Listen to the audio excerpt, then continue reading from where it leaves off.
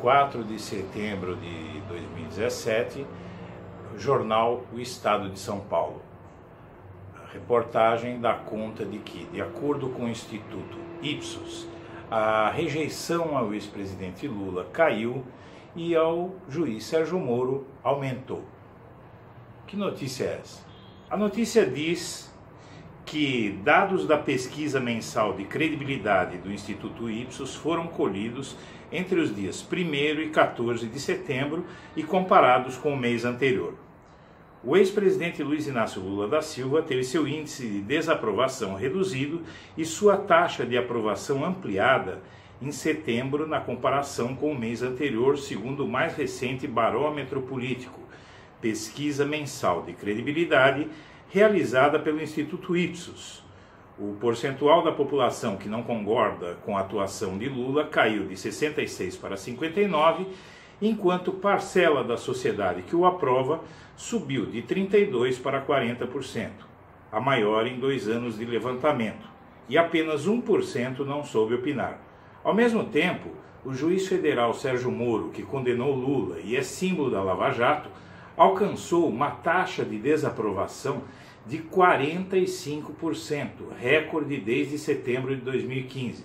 As impressões da população sobre Lula, Moro e demais personalidades foram colhidas entre os dias 1º e 14 desse mês. A pesquisa em questão diz que esses dados foram colhidos antes da denúncia do ex-ministro Antônio Palocci contra o ex-presidente Lula.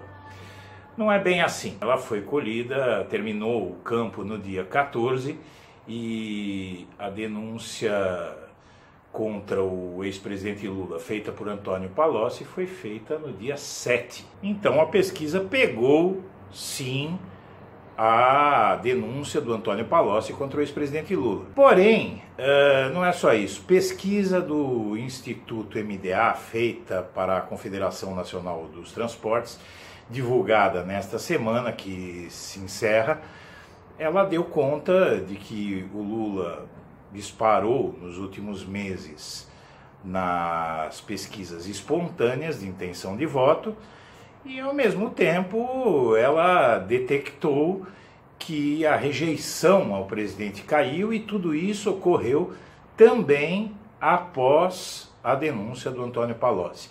Os números vão se somando e vão mostrando o quê? Que o ex-presidente Lula, ele continua ganhando aprovação e perdendo rejeição, e que mais do que isso, o que essas pesquisas estão mostrando é que o povo está começando a se desesperar e está começando a lembrar do Lula como uma alternativa daquele que fez a vida da população comum. Eu não estou falando da classe média, que é da classe média alta, que é um setor muito pequeno do país, das classes A e B, não representam nada, do ponto de vista eleitoral, as classes A e B não representam nada no Brasil, são contingentes microscópicos. A grande maioria é a classe média, os remediados, né, que foi chamada de nova classe média, e também, evidentemente, as classes D e E, que são os pobres mesmo e até miseráveis, que estão voltando a surgir no Brasil. Já havia pouca miséria absoluta no Brasil, mas a miséria absoluta começa a crescer, segundo sondagens como a do IBGE, do IPEA e de organismos internacionais. Então, pessoal, o que é que a gente entende é aquilo que eu venho dizendo no blog da Cidadania há muito tempo. Até as eleições de 2018, pessoal, o povo brasileiro vai estar na rua exigindo a volta de Lula. Vocês podem esperar. Eu estou dizendo aqui, eu já dizia lá atrás, nos piores momentos do Lula, inclusive antes dele começar a crescer, eu dizia no blog da Cidadania, está tudo lá, os arquivos do blog estão lá, quem quiser pode ir lá ler. Eu dizia o seguinte: não tem como esse golpe dar certo, porque ele se baseia simplesmente num golpe da elite financeira e étnica do Brasil contra a ascensão dos pobres. Foi um golpe para parar a distribuição de renda no Brasil, que estava acontecendo fortemente. Inclusive, é muito engraçado que essa elite é pretensiosa. Ela, além de mentir e de dar golpes, ela ainda quer reescrever a história achando que vai conseguir. Como tenta até hoje reescrever a história sobre o golpe de 1964. Tenta vender que foi alguma espécie de ato cívico, patriótico, benéfico para o país, quando foi um desastre. Foi um desastre humanitário, foi um desastre sob todos os aspectos. Então a elite tenta reescrever a história e agora surgiu uma história de que aquele escritor, analista, economista Piketty teria composto um estudo mostrando que, na verdade, não houve distribuição de renda no Brasil, que, na verdade, a pobreza diminuiu, mas a renda não foi distribuída. Isso é uma bobagem, porque todos os índices oficiais aceitos em todo o mundo, como o índice de Gini, mostram que houve uma queda brutal e rápida da concentração de renda no Brasil na era Lula. Mas tudo bem, a gente vai ler a pesquisa da Folha de São Paulo e descobre que ela foi feita com base nas declarações de imposto de renda dos brasileiros. Gente, é muito engraçado, eu vou falar para vocês, é muito engraçado. Sendo que, sei lá, acho que 70% da população brasileira não declara renda. É ridículo, esse pessoal não tem noção. E justamente por essa falta de noção que eles vão tirando leis trabalhistas, vão implantando a terceirização, que todo mundo que é terceirizado sabe o que é ser terceirizado, é uma desgraça. Você ganha pouco, trabalha que nem uma máquina, né? E não tem garantia nenhuma, não tem carreira, não tem nada. Então tudo isso está provocando e vai provocar ainda, pessoal, um grande empobrecimento do povo brasileiro. Até o ano que vem, inclusive, quando as medidas, a mudança da lei trabalhista feita pelo Temer começar a surtir efeito, a situação vai piorar muito, a pobreza vai aumentar muito no Brasil e o próprio trabalhador, a classe média, ela vai empobrecer rapidamente. A classe B e a classe A, elas vão enriquecer porque é a classe dos empresários, dos empregadores.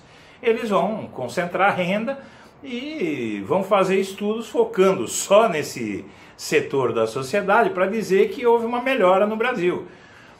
Porque hoje nós estamos vivendo a era da disfarçatez, a era da cara de pau. Então eles vejam esse MBL, eles falam com a maior cara lavada do mundo que perda de direitos trabalhistas vai ser boa para você. Ao mesmo tempo, gente, que tudo isso acontece, a gente vê o Sérgio Moro perder aprovação, ganhar rejeição. Por que ele está ganhando rejeição? Porque aos poucos também a sociedade vai vendo, fazem denúncia contra o Lula. Vem o Antônio Palocci a público, depois de ficar um tempão preso, ele vem a público e faz acusações ao Lula que ele nunca tinha feito e que ele negava. De repente ele inverte tudo como os delatores da Lava Jato e começa a acusar o Lula do nada. Depois de ficar 1 ano preso, 2 anos preso, esse pessoal fica preso e depois que vê que vai ficar o resto da vida, às vezes, na cadeia, vai lá e delata o Lula para sair da cadeia. Qual é a prova que apresenta o Palocci? Zero, não apresenta prova nenhuma. O que é que poderia acontecer? O que acontece é isso. Ao mesmo tempo, também, simultaneamente, o país vê atônito o filme da Lava Jato.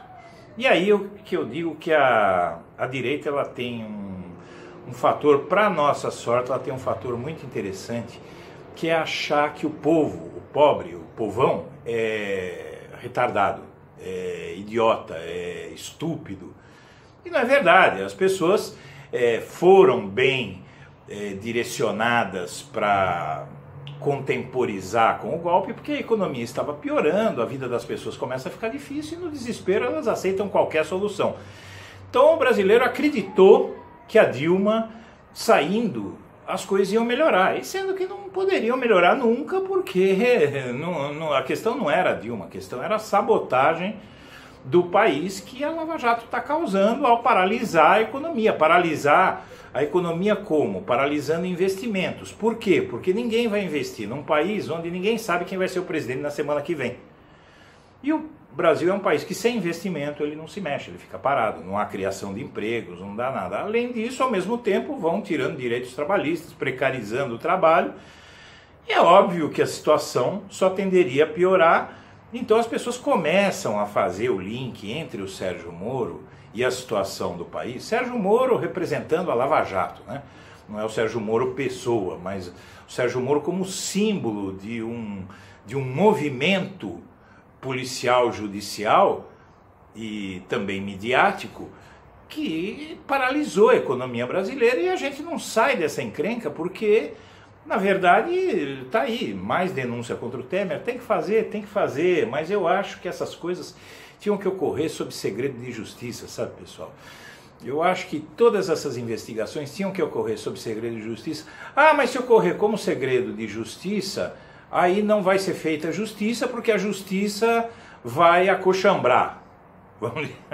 Pô, então, gente, o problema não é esse, o problema é a gente arrumar uma justiça que presta. Nós precisamos de um judiciário que presta. Nós não precisamos fazer uma campanha midiática e paralisar a economia para combater a corrupção. Nós precisamos de um judiciário sério, que mesmo trabalhando sob segredo de justiça, faça as coisas direito. O que é que diz a Lava Jato e, sobretudo, o Sérgio Moro? Que precisa fazer toda essa pantomima, todo esse espetáculo circense, para pressionar o judiciário a fazer o que tem que ser feito. Então o problema não está, veja bem, o problema não está na corrupção, não está nas leis, não está em nada, o problema está no judiciário. O Sérgio Moro tem que começar a resolver o problema em casa. Seja como for, as práticas dele já estão causando um problema muito sério no país e já estão fazendo a sociedade perceber que o caminho da Lava Jato é um caminho autoritário, um caminho errado. E eu volto a vaticinar aqui para vocês.